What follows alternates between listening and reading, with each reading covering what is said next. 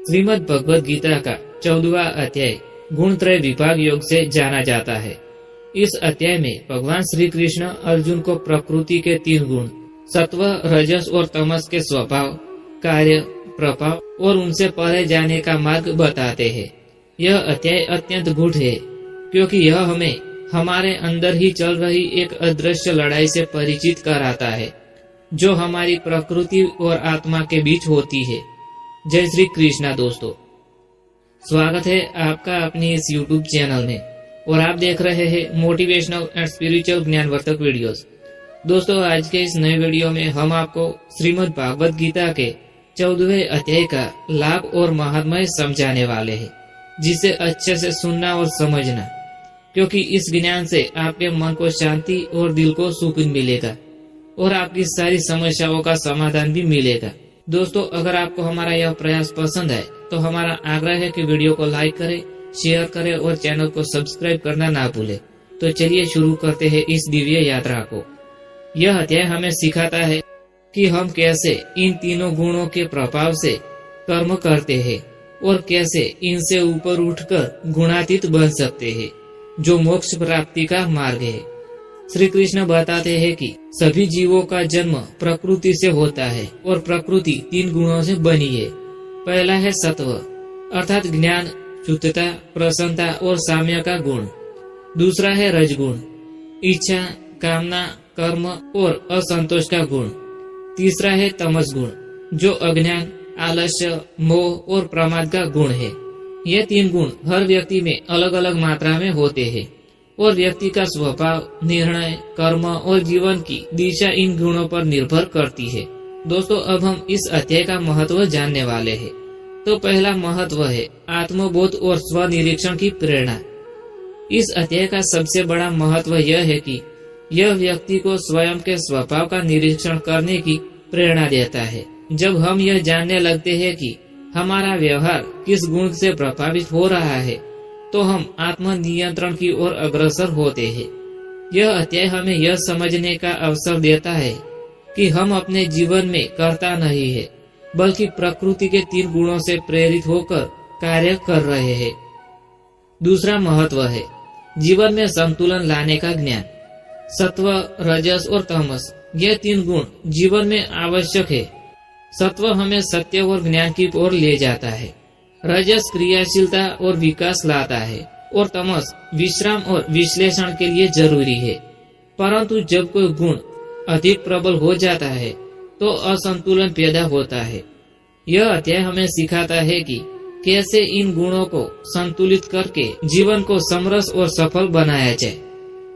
तीसरा महत्व है कर्म और बंधन का रहस्य स्पष्ट करता है। श्री कृष्ण बताते हैं कि गुणों के अनुसार कर्म होता है और कर्म के अनुसार फल मिलता है। यदि व्यक्ति रजस और तमस में फंसता है तो वह पुनः जन्म मरण के चक्र में उलझता रहता है। परंतु जो व्यक्ति सत्व गुण को बढ़ाता है और अंत में गुणों से ऊपर उठ जाता है, तब वह मोक्ष को प्राप्त करता है। चौथा महत्व है गुणातीत अवस्था का मार्ग। अध्याय 14 अंतिम भाग अत्यंत महत्वपूर्ण है, जहाँ श्री कृष्ण बताते हैं कि जो व्यक्ति गुणों से ऊपर उठ जाता है वह न सत्व में बंधता है, न रजस में और न तमस में बंधता है। वह सब कुछ में संभाव रखता है। उसे न प्रशंसा में हर्ष होता है, न निंदा में शोक होता है। यही अवस्था ब्रह्म की है जो मोक्ष देती है। दोस्तों, अब हम आपको बताते हैं 14वें अध्याय का लाभ। पहला लाभ है मानसिक शांति और आत्मनियंत्रण। जो व्यक्ति इस अध्याय को समझता है और अभ्यास करता है, वह धीरे धीरे अपनी प्रतिक्रिया पर नियंत्रण कर सकता है। उसे यह बोध हो जाता है कि मैं आत्मा हूँ और यह गुण है जो क्रिया कर रहे हैं।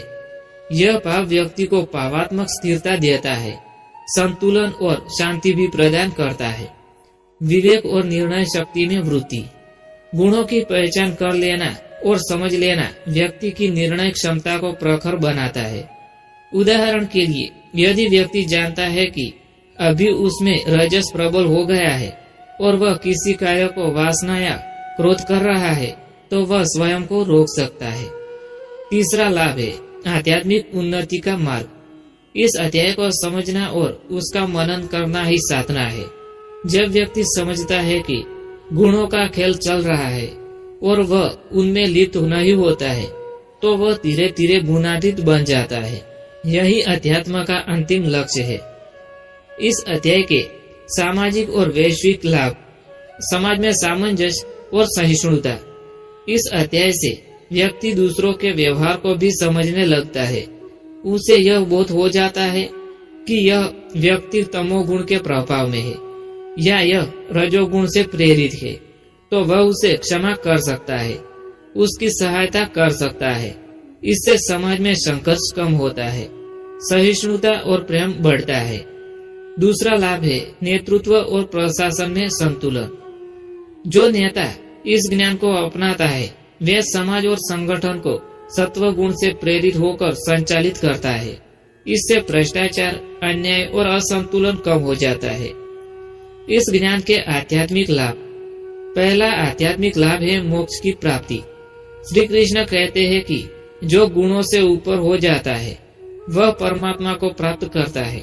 यह अध्याय व्यक्ति को मोक्ष का मार्ग दिखाता है। दूसरा लाभ है भगवत भक्ति में स्थिरता। गुणों को पार करके जो व्यक्ति भगवत भक्ति में स्थिर होता है वह कभी विचलित नहीं होता है। वह सुख दुख, मान अपमान में सम रहता है। तीसरा आध्यात्मिक लाभ है ब्रह्म शक्ति की प्राप्ति।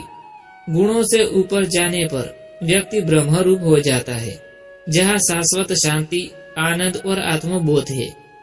व्यावहारिक जीवन में उपयोग। इस अध्याय का व्यावहारिक जीवन में उपयोग। तो पहला उपयोग है हर स्थिति में संतुलन बनाए रखना। जब कोई कठिन परिस्थिति आए और हम जानते हैं कि यह रजस या तमस का खेल है, तो हम जल्दबाजी या निराशा से बच सकते हैं। दूसरा है रिश्तों में सुधार। गुणों की समझ से हम दूसरों के दृष्टिकोण को अधिक गहराई से समझ सकते हैं। इससे झगड़े, गलतफहमियां और विवाद कम होता है। तीसरा महत्व है कार्य क्षमता में वृद्धि। सत्व गुण को बढ़ाकर हम अपने काम में एकाग्रता, पवित्रता और प्रसन्नता ला सकते हैं। इससे सफलता और संतुष्टि दोनों ही प्राप्त हो जाते हैं। कैसे बने गुणातीत? स्वाध्याय और आत्मचिंतन। हर दिन अपने विचारों और कर्मों का विश्लेषण करें। सत्व गुण को प्रबल करें। शुद्ध आहार, सत्संग, ध्यान और सेवा से सत्व गुण बढ़ता है। वासना और मोह पर नियंत्रण रखें। रजस और तमस को पहचान कर उनसे दूरी बनाए।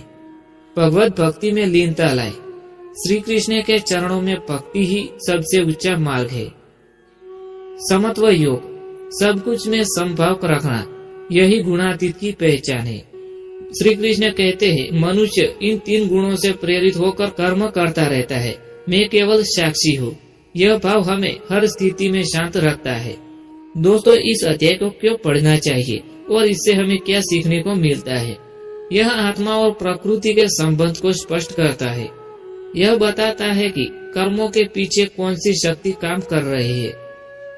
यह हमें दिखाता है कि मोक्ष और शांति का मार्ग भीतर से शुरू होता है।